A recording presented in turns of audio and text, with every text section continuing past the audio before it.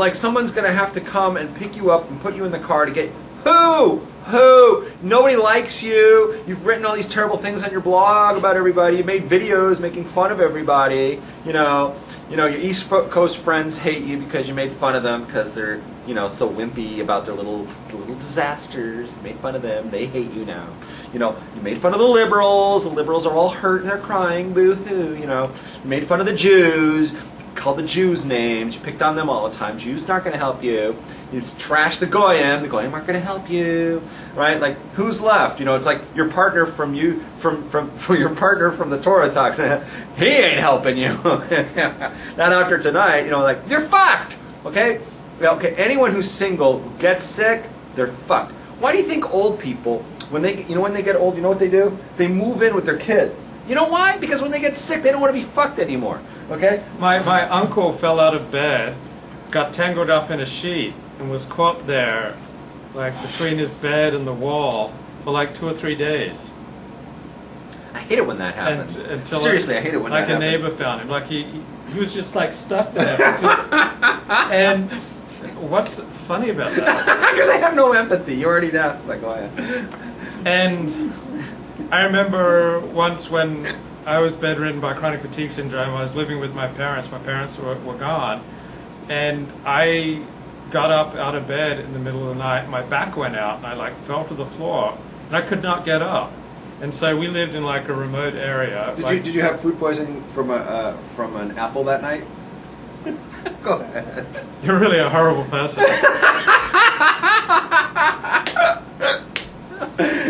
Go ahead. So don't mind me. So everyone in this development, they lived on about 7 acres. So people were far away. My window was open. It was like 3 a.m. and I'm stuck on the floor. I can't move. My back's gone out, and I'm yelling, "Help me!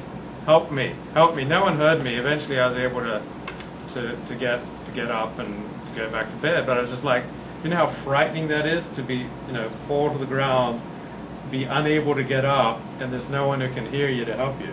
Oh, that's why you get those. That's what the commercial. I've fallen. I can't get up. Right. What are those things called? Those emergency walkie-talkie things. Mm-hmm. I've fallen down and I can't get up. That commercial is for people like that. Can I pull up my blog? I made some notes on this. Yes, let me get it for you. By the way, there was a couple of things from the chat room really fast. Yeah. Whoa. Here it is. There's a couple of things from the chat room. Yeah. And one of is Lev DeChamp, DeChamp, said Rabs is a genius, by the way. I'm glad we got to hear that, because that's so important that we hear those. The other thing was, Henry said when Rabs gets old, he's just going to move in with his nephews. But you don't know Henry is. That's already been discussed. That's actually fact. That's just not supposition. That's actually going to happen. I had this girlfriend who said I was a wimp because, I tell her these stories, and she'd just make fun of me. And she said I was a crybaby, that I couldn't take physical pain or discomfort, and that stung. But I'm glad I didn't do anything dramatic when I was at my very worst Friday night, and feeling like I was dying. Because if I did reach out to someone and ask for their help, then it'd be so obligated to them. Because God forbid you should ever help anybody but yourself. I help plenty of people, but I don't. Yeah, because you charge them $25 an hour. I don't accumulate.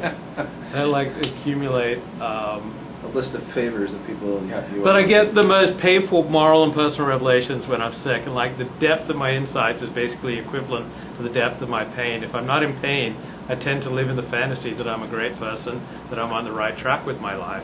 And my dad used to tell me all the time in response to my stubborn ways, he'd say to me, "You'll only learn through pain." I guess he was right.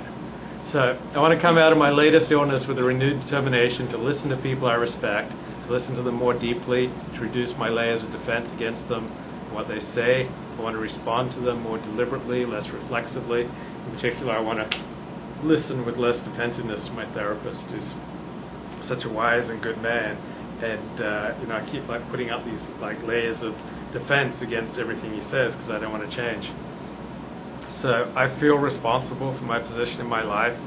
I often feel very lonely in a crowd, So I don't only feel lonely when I'm alone, but often feel lonely when I'm around people, and that's because I've chosen to act and to write and to speak in unsociable ways. I want to talk about the role of the Rebbetzin. Okay. You want to do that right now? Yeah, it seems that many wives of modern Orthodox rabbis do not want to be called Rebbetzin or do not want to be a Rebbetzin. The more traditional the couple, the more likely the spouse is to take on the Rebbetzin role, but the more modern and the more left-wing the rabbinic couple, the less likely. So what should a shul expect from the rabbi's wife? Because many shuls expect 2 laborers for the price of 1. And I'm not speaking out of school here. In LA's modern Orthodox synagogues, there are not a lot of Rebbetzins. So modern Orthodoxy tends to have a lot more respect for personal autonomy, for feminism, for women getting their own careers. And so rabbis' wives in modern Orthodoxy in Los Angeles generally don't tend to take on the Rebbetzin role. Stop for 1 second. I just wanted some definitions. Yeah. So we all know what we're talking about. What do you consider the Rebbetzin role, and why is it that the modern Orthodoxy don't fulfill that? Like, what would I find from a modern Orthodox rabbi's wife? Go ahead. So first of all, in my experience, probably a third of modern Orthodox spouses of a shul rabbi do not even want to be called Rebbetzin. They take exception. They hate the term. They're offended by that term? They don't want to be called it. They hate it.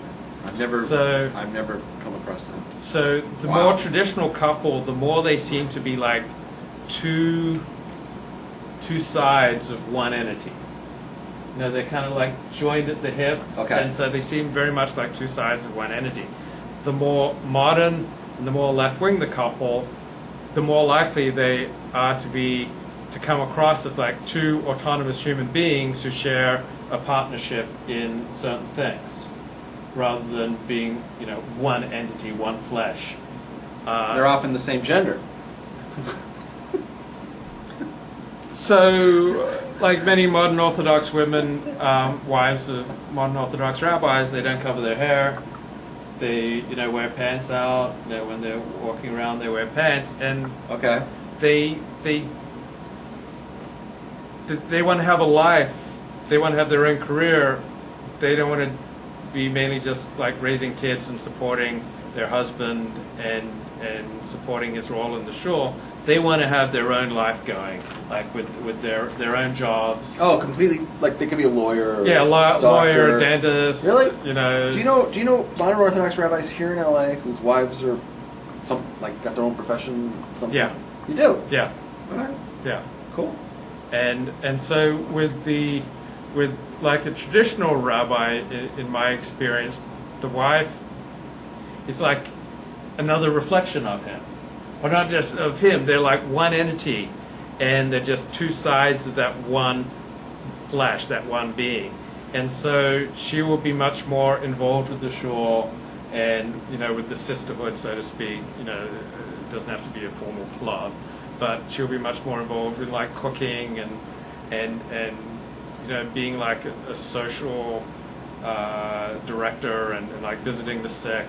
And she'll be much more involved, and she'll be much less likely to be a doctor, a lawyer, an accountant, or an actress. Okay. So so many shuls, many even modern Orthodox shuls now, they kind of want 2. They want a Rebbetzin, but they have a hard time getting one. And so when they do get one, they're really glad. I'm thinking of one shul in particular, which lost its rabbi. He left, but many of them particularly miss his wife, who was the only Rebbetzin at the shul. So there was a shul with say 3 employed rabbis, but only one of the rabbis really had a wife who was a Rebbetzin, who took on the Rebbetzin role. So your original question to me was what? Yeah, what are your thoughts on it? Well, I would turn around. What are your thoughts? What are your thoughts? And then I'll comment on it. I think those are the extent of my thoughts, because I know these modern Orthodox rabbis and their wives who lead somewhat autonomous lives and have their own careers, and I know them and I like them, and